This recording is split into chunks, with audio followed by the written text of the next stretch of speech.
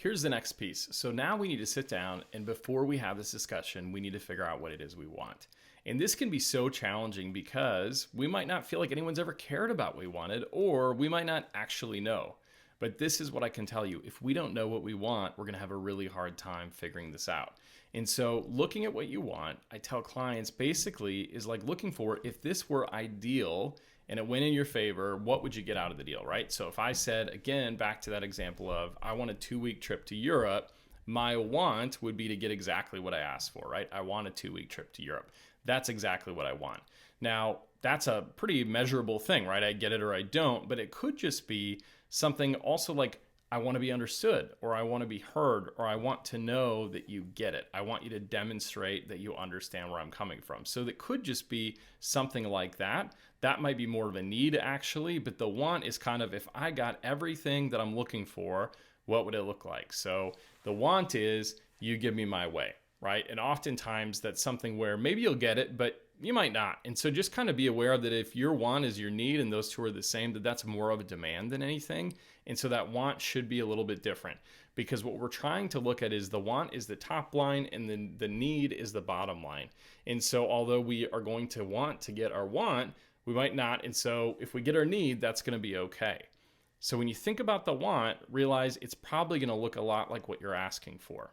And we're going to sit down and we're going to say, what is that exactly? Spell that out. So what I want is a 2-week trip to Europe. What I want is for you to demonstrate you understand it hurt me when you said this. What I want is that you apologize. What I want is you name it. But the want, again, is if it's ideally going to land in your lap the way that you want it to, how does it look? And then just realize you might not get it. So as we identify the want, again, it's our goal, it's our ideal, but at the end of the day, we might not get it, and we understand that. That's the want piece.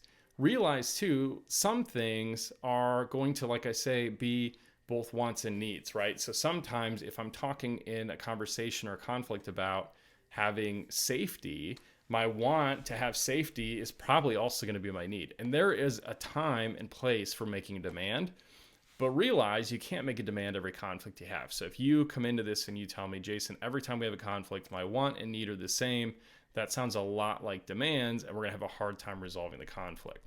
So think a little bit about, is this important enough that my want and need are the same thing? If so, fine, I understand. But if not, do you have any room to move? Because that's really what we're trying to establish is there any room between the want and the need?